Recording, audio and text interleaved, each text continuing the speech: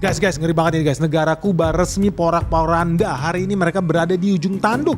Karena ada lebih dari 10 juta rakyat Kuba yang bakal hancur, mati kelaparan. Dan teman-teman tahu nggak?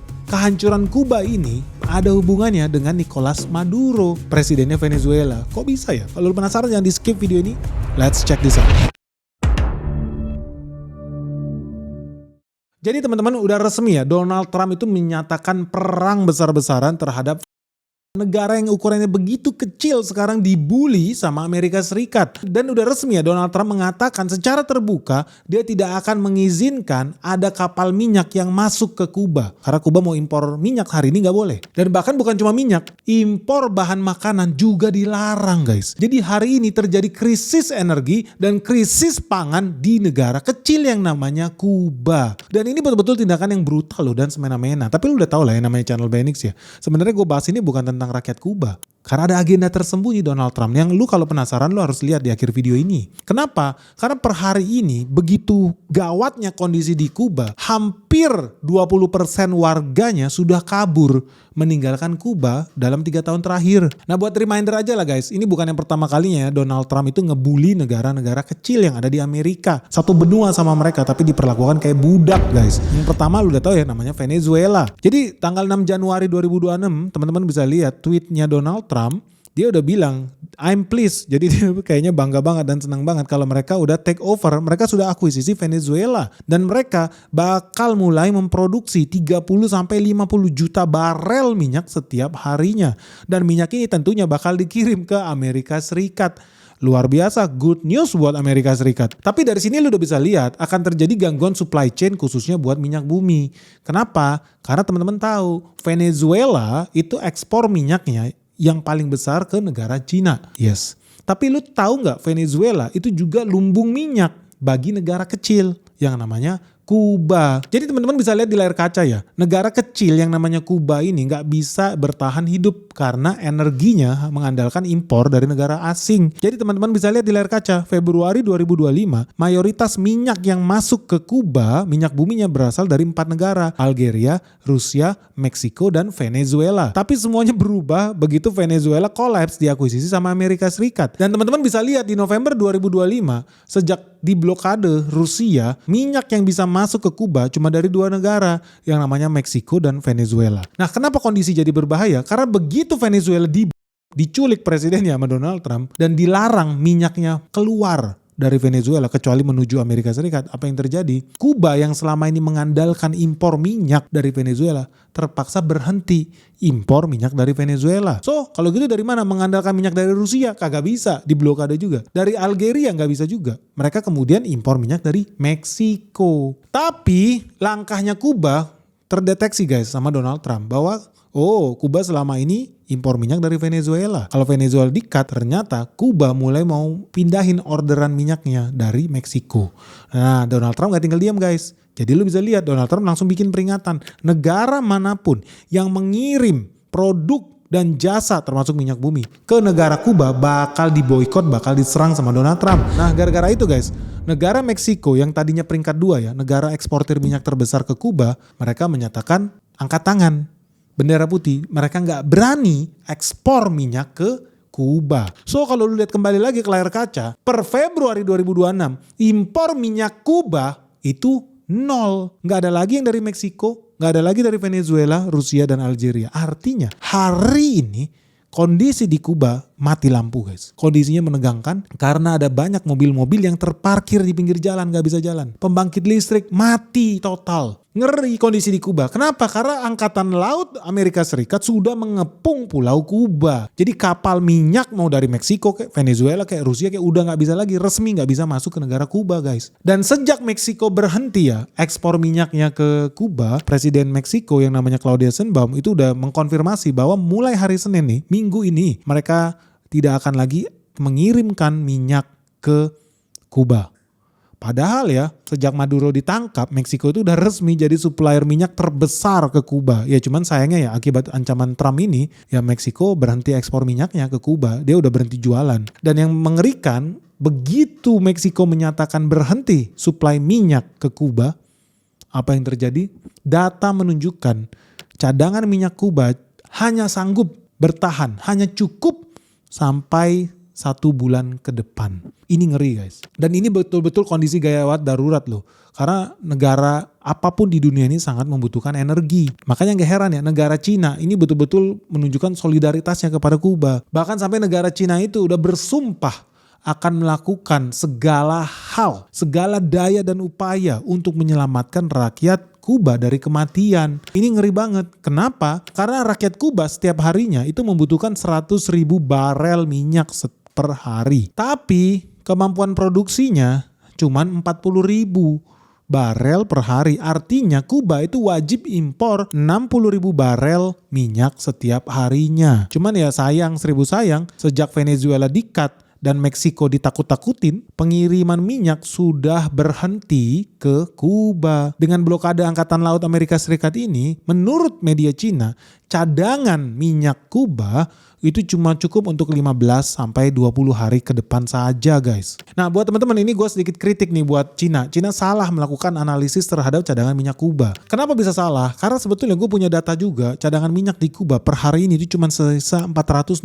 barel guys. Nah konsumsi dia itu sekitar 40.000 barel per hari. Yang artinya 460.000 kalau lu bagi dengan 40.000 barel setiap harinya, itu setara dengan 11 hari. Ya kalau dimentok-mentokin 12 hari lah cukup. Artinya apa? Mereka sebentar lagi kolaps. Lu bayangin cadangan minyak mereka hanya cukup untuk 11 hari ke depan. Jadi bukan 1 bulan dan bukan 20 hari menurut hitungan Cina. Itu salah total. Nyawa Kuba cuma 11 hari. Di sini artinya si Jinping lu harus buru-buru nih. Kirim angkatan laut lu buat buka blokade di Kuba. Kalau nggak apa yang terjadi? Akan terjadi perubahan rejim, akan terjadi pengurangan nih. Jumlah sekutu negara Cina dan Rusia yang setia, yang berani melawan Amerika Serikat bakal berkurang 1 nih. Kemarin Maduro udah hilang nih, sekarang siap-siap aja. Di Kuba juga bahkan berkurang lagi rejim yang berkuasa di sana. Yang udah diketahui udah pasti anti Amerika. So apa yang terjadi hari-hari ini di Kuba? Simpel aja, panik.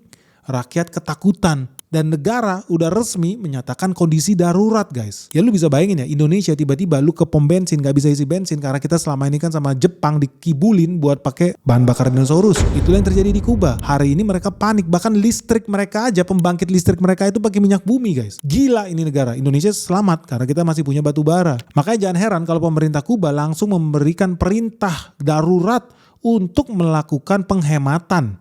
Penggunaan minyak, penggunaan energi harus dikurangin. Contohnya apa guys? Jadi di sana sudah terjadi pemadaman listrik secara bergilir. Banyak perumahan-perumahan penduduk di sana tidak ada lampu sama sekali.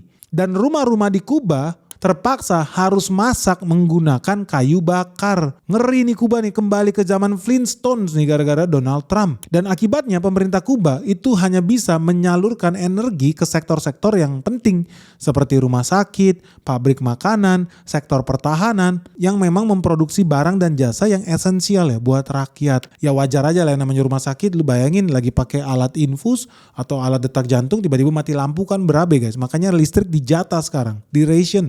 Dijatah hanya untuk sektor-sektor yang vital. Lu udah tahu dong yang namanya BBM, bensin itu penting. Apalagi kalau lu memproduksi pangan.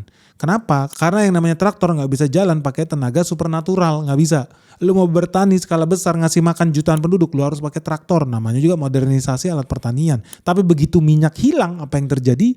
Makin banyak yang gagal panen. Pompa air butuh listrik, butuh solar. Mobil pickup butuh solar, alat panen butuh solar, traktor butuh solar. Begitu ini semua hilang, apa yang terjadi? Krisis pangan melanda Kuba. Dan ini prediksi Benix ya. Kalau Kuba tetap bertahan, gak mau berkolaborasi dengan Donald Trump, siap-siap aja akan banyak orang-orang Kuba yang mati kelaparan guys. Ya hari ini gak banyak media yang bilang soal pangan, cuma gue yang bilang pangan. Kenapa? Karena itu yang namanya energi penting untuk produksi pangan. Dan memang sedih nasib negara Kuba ya, ketika Indonesia bisa swasembada pangan, apa yang terjadi di Kuba? Karena Kuba ini negaranya sangat tidak efisien dan korupsinya gila-gilaan guys. Lu tahu negara ini ternyata 80% makanannya masih mengandalkan bahan impor. Jadi 80% makanan di Kuba seperti beras mereka impor dari Vietnam guys. Kacang kedelai kayak kita bikin tahu tempe, mereka impor dari Brazil. Gandum buat bikin roti, buat bikin pasta, buat bikin bakmi, mereka impor dari Kanada, dari Argentina, dari Prancis. Gila ini negara. Bahkan mereka juga impor ayam guys dari Amerika Serikat. Jadi negara ini bener-bener nyawanya guys ada di tangan negara asing. Ngeri ya. Lu bayangin tinggal di sebuah negara yang minyaknya, gasnya, energinya, listriknya, telur ayamnya, dagingnya, berasnya, gandumnya, tepung terigunya yang kontrol negara lain. Dan begitu lautan Kuba diblokade sama angkatan lautnya Amerika Serikat, apa yang terjadi? Bahan makanan gak bisa masuk ke sana. Padahal 80% kebutuhan pangan mereka impor. So lu jangan kaget ya. Dalam 1 bulan ke depan kalau Cina gak berhasil membuka blokade Amerika Serikat, lu bakal makin banyak melihat anak-anak mati kelaparan.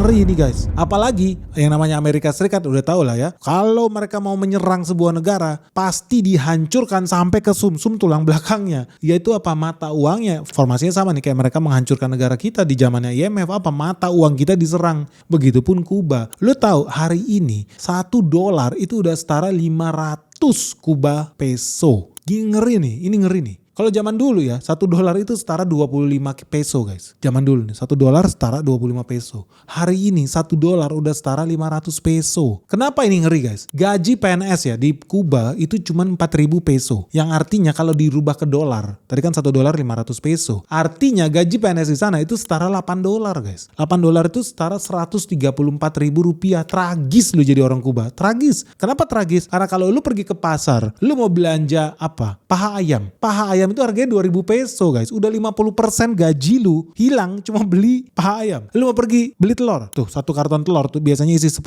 guys. Di sana harganya itu udah 1.500 peso. Kalau gaji lu 4.000 berarti gila. 30%an gaji lu udah menghilang cuma buat beli telur. Terus mau makan apa rakyat ini? Mereka betul-betul udah dihancurkan harga dirinya guys. Tentaranya gak berdaya, energinya mati lampu, pangannya impor. Sekarang mata uangnya dibikin menjadi sampah, tidak berharga sama sekali. Jadi lu bayangkan PNS di sana gajinya $4.000 cuma cukup buat beli apa? Cuma buat beli 1 box telur isi 10 sama beli ayam 1 plastik. Itu bahkan buat makan aja pas-pasan guys. Gak usah ngomong bayar kosan ya atau beli bensin atau bayar Netflix, nggak ada. Buat makan aja kurang karena mata uangnya udah dihancurkan sedemikian parahnya nih sama Amerika Serikat. Ngeri ya. Dan ini kita bisa bilang dan memang menurut data ini adalah krisis terbesar dan paling parah di Kuba sejak tahun 1990. Ya waktu itu mereka masih sangat-sangat dekat dengan yang namanya negara nuklir Rusia guys. Anyway, kondisi di Kuba ini udah sedemikian parah sih. Bukan cuma soal impor minyak yang diblokade. Tadi yang gue bilang ujung-ujungnya ini masalah pangan juga. Kalau sebuah negara tidak bisa swasembada pangan, ingat ya Perang Dunia III itu udah di depan mata. Akan makin banyak negara-negara yang kecil, negara-negara lemah yang mudah dimanipulasi, diadu domba dan tidak punya ketahanan pangan dan energi. Siap-siap lu diakuisisi, diinjak-injak sama negara superpower. Siap loh. Dan ini yang terjadi dengan Kuba. Ini fakta yang gak bisa ditutupi. Sayang yang gak ada media di Indonesia mau mengabarkan ini. Kenapa? Good news guys, ada kabar spesial buat kalian semua karena Sekolah Saham Benix Season 9 akan segera dimulai kembali. Dan tema kali ini sangat menarik, khususnya buat teman-teman investor pemula di IHSG yang masih belum tahu gimana sih saham-saham yang bagus, gimana sih cara melakukan perhitungan analisis laporan keuangan secara fundamental.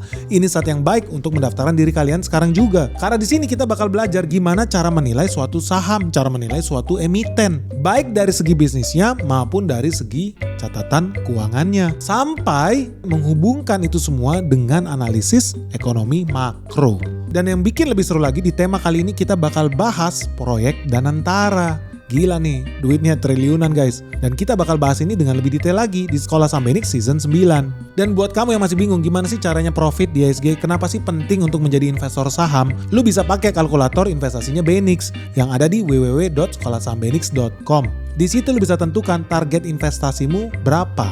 Lu pengen jadi miliarder di usia berapa? Lu pengen jadi triliuner di tahun keberapa?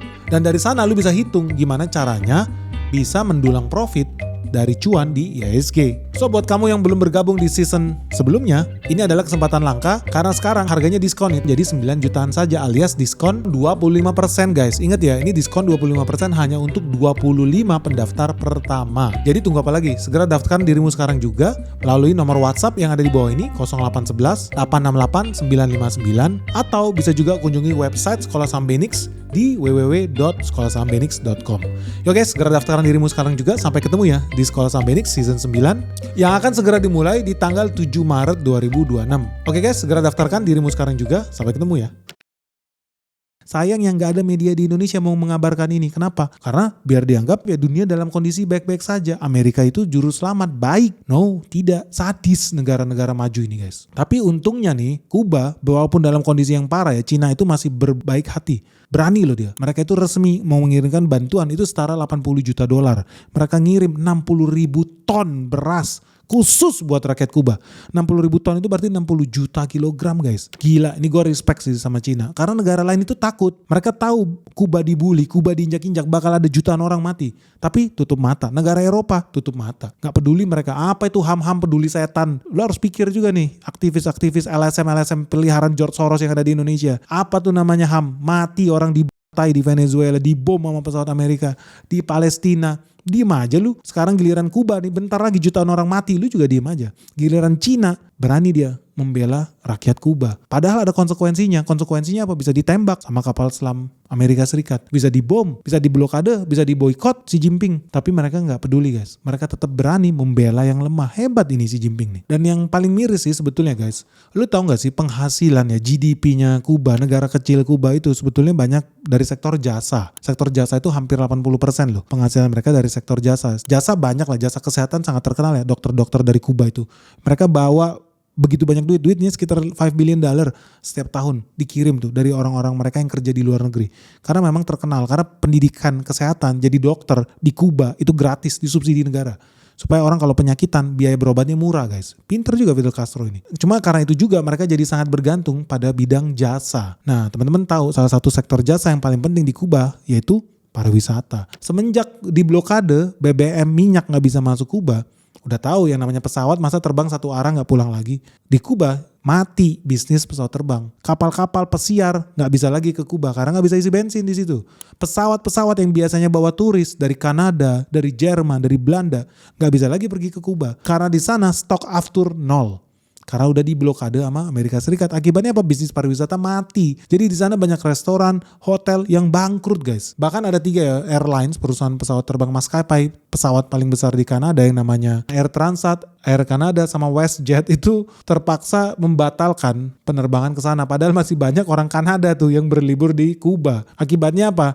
Mereka terpaksa ninggalin warganya sendiri. Mereka nggak bisa lagi jemput karena penerbangannya satu arah ke sana. Sehingga mereka sekarang harus siap-siap terbang bawa bensin ekstra guys. Supaya bisa bawa balik nih warga negara Kanada yang masih nyangkut ketinggalan di Kuba guys. Dan ini memang sinyal bahaya buat bisnis pariwisata di Kuba. Karena mayoritas turis yang berlibur di Kuba yaitu turis dari Kanada guys. Ya lu bayangin aja di tahun 2024 itu minimal ada 860 ribu Canadians, orang Kanada yang berwisata ke Kuba. Dan kenapa sektor ini penting? Rata-rata turis Kanada itu spending sekitar $100 per kepala ketika mereka liburan ke Kuba. Karena enak liburan di Kuba, murah guys. Jadi kalau $100 itu sekitar 1,6 juta lah. Kalau ada 860 ribu turis Kanada kali 1,6 juta, artinya mereka itu spending sekitar 9,6 triliun guys. Kalau mereka stay di sana selama 7 hari. Jadi ini bukan duit kecil loh, 9,6 triliun cuma dari satu negara doang. Cuma ya sekarang mereka udah gak bisa lagi nih harapin hidup dari sektor pariwisata. Ya gimana masa orang pergi ke sana udah gak bisa pulang, afturnya kosong, giliran mau makan sarapan di hotel, rotinya juga gak ada. Karena Kuba gak bisa swasembada pangan. Karena Kuba 80% bahan makanannya impor dari luar negeri. Sadis guys. Nah teman-teman ini jadi pelajaran nih buat pemerintah Indonesia nih. Buat membawa negara kita betul-betul wajib, hukumnya wajib loh sekali lagi. Harus bisa swasembada energi. Dan bukan cuma swasembada energi, kita juga wajib bisa swasembada pangan. Sayangnya sampai hari ini negara kita masih sibuk impor, memperkaya Raja Arab, memperkaya Malaysia, memperkaya Singapura. Karena kita wajib impor dari mereka. Impor kita sampai 400 triliun guys setiap tahunnya. Tragis guys, sedih banget Indonesia. Ternyata Indonesia sama kayak Kuba, kita masih jadi budak guys. Budaknya Arab, budaknya Malaysia, dan budaknya Singapura. Negara sebesar Indonesia masih harus impor energinya dari Singapura dan Malaysia. Sedih gak sih? Apa sih kerjanya menteri-menteri kita ini? Ngeri gue. Makanya gue bilang berulang kali, Indonesia jangan sampai kita kayak negara-negara itu. Karena kita gak bisa swasembada, kita diperbudak, kita diinjak-injak sama mereka. Nah lu udah tahu ya, salah satu pengguna terbesar BBM itu apa ya? Mobil, motor. Kita harus merdeka dari mereka. Orang kita punya batu bara banyak guys. Kita produksi ratusan juta ton batu bara setiap tahunnya. Mobil kita marah jalannya pakai bensin impor. Gaya banget, goblok. Wajar rupiah makin lemah, dolar makin kuat. Emang lu kira impor BBM itu pakai rupiah? Mau Raja Arab terima rupiah? Enggak. Mereka maunya terima US dollar. Jadi rupiah digadaikan untuk beli US dollar. Terus US dollarnya dipakai buat beli BBM impor dari Raja Arab, dari Malaysia. Begitu sampai Indonesia, Pak, dibakar. Kan bodoh, bisnis bakar duit kita ini semua. Padahal kita punya batu bara. Batu bara bisa nyalain pembangkit tenaga listrik. Tenaga listrik bisa ngidupin mobil listrik. Makanya penting banget Indonesia kalau mau swasembada energi wajib hukumnya pakai kendaraan listrik, guys. Jadi udah dari bertahun-tahun lalu gue bilang, makanya lo harus dukung Benix, dukung petisi Benix. Apa? Perpanjang insentif subsidi mobil listrik supaya Indonesia bisa swasembada energi. Kita bukan jadi budak Jepang. Kita nggak mau jadi budak Malaysia, guys. Budak Arab ngapain? Kita punya batu bara harga murah. Kita pakai dong. Kok malah kita kirim ke luar negeri harga murah lagi? Bodoh banget asli. Makanya teman-teman dukung dan lu wajib segera menggunakan kendaraan listrik. Lebih hemat, jelas. Dan lu artinya cinta Indonesia, guys. Kenapa? Karena bahan bakarnya dari perut bumi kita sendiri. Made in Indonesia batu bara kita lo. Dan lu jangan mau dikadalin tuh sama orang-orang yang bilang udah sekarang pakai mobil hybrid. Enggak ada. Setan lu. Mobil hybrid itu mobil paling jorok, paling kotor. Dan tetap aja lu harus impor dari Malaysia. Malu-maluin banget lu asli. Jangan mau dibodoh-bodohin. Sekarang negara mau dibawa ke arah mensubsidi mobil hybrid. Bodoh. Tetap pakai bensin. Tetap jadi budak kita. Bodoh sekali. Kita harus dukung pabrik-pabrik yang memproduksi kendaraan listrik, motor, mobil, truk, semua kita dukung. Asal dia pakai apa? Listrik. Karena Indonesia punya cadangan batu bara yang sangat banyak. Indonesia bisa jadi negara yang mandiri. Tapi kalau lu tetap maunya jadi budak mafia-mafia bensin BBM yang ada di Singapura, di Malaysia, siap-siap aja ya. Jangan kaget ya kalau Indonesia akan berakhir fana, tragis seperti Kuba.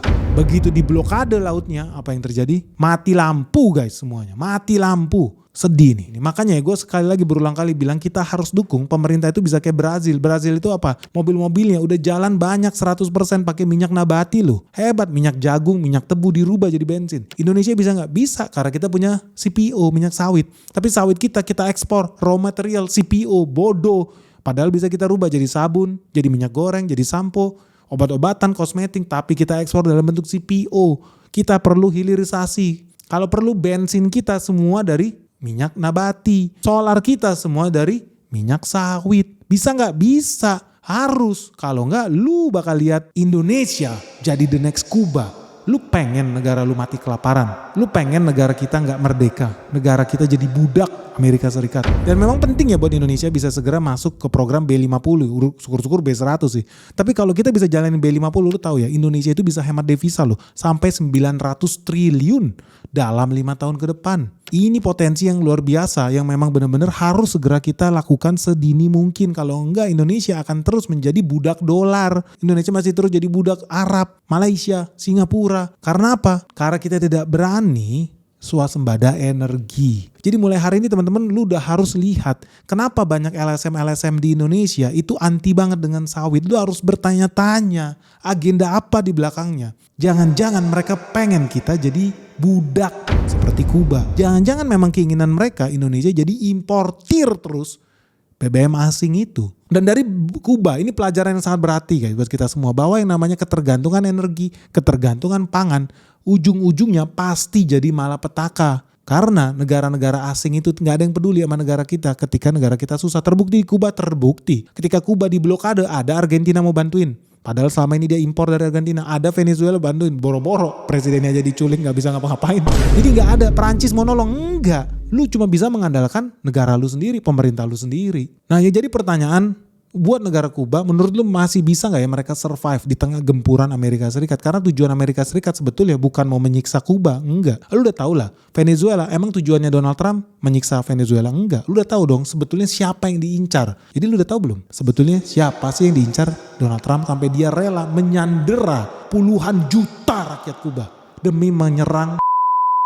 Dan pertanyaan pentingnya, kalau ini terjadi di Indonesia, menurut lu ya, pemerintah kita bisa survive nggak? Ketika kita diblokade, diboykot total seperti Kuba, Indonesia masih bisa survive nggak? Karena hari ini kita swasembada pangan, iya oke ada si Amran bagus. Tapi kalau energi gimana? Gue udah berulang kali bilang kalau Indonesia diblokade pengiriman minyak dari Singapura dan Malaysia, mati lampu hari ini. Nggak ada tuh mobil yang jalan. Artinya lu nggak bisa berharap ada logistik yang jalan. Truk bawa bahan makanan nggak bisa jalan. Panen butuh traktor nggak bisa jalan. Alat berat nggak bisa jalan. Hati-hati Indonesia. Kalau tidak bisa segera berdaulat di bidang energi, ujung-ujungnya kita bisa jadi the next Kuba guys. Makanya teman-teman ya, sekali lagi penting banget buat lu yang peduli sama negara ini, bangsa ini, buat segera mendukung petisi Benix supaya makin banyak orang pakai kendaraan listrik. Dan buat kesana ya harus disubsidi sama negara. Is it okay to subsidize electric vehicle? Ya oke. Dibanding apa? Subsidi BBM. Lu kira BBM itu gak disubsidi? Woi, subsidinya ratusan triliun guys. Siapa yang menikmati subsidi BBM itu? Jepang. Goblok. Jadi masa orang pada bilang, Benix masa mendukung subsidi insentif buat mobil listrik? Kasian dong yang sebelah sana gak disubsidi. Kata siapa? Justru mereka yang paling menikmati subsidi bensin murah itu. Sampai sini dibakar. Goblok. Justru mereka paling banyak dapat insentif, bukan mobil listrik. Tapi kembali lagi guys, dari semua petaka cerita yang terjadi hari ini bukan soal Venezuela, ini bukan soal Kuba, ini bukan soal perang dagang. Tapi lu udah tahu dong sebetulnya apa sih yang diincar oleh Amerika Serikat. Karena ini semua ada hubungannya dengan serangan MSCI ke Indonesia. Lu penasaran gak sih? Kok bisa blokade Amerika Serikat di Kuba ada hubungannya dengan serangan MSCI ke Indonesia? Lu setuju gak kalau kita bahas lebih detail? Apa sih sebetulnya benang merah antara MSCI menyerang Indonesia dan blokade Kuba? Lu setuju gak kita bahas lebih detail di next video? Kalau setuju segera like video ini, begitu mencapai 24.000 likes dalam 24 jam bakal kita bahas tuntas misteri blokade negara miskin Kuba. Oke, semoga video ini bermanfaat. Segera likes and subscribe channel Benix. Jangan lupa lo share video kita sebanyak-banyaknya. Salam sehat, salam cuan, bye-bye.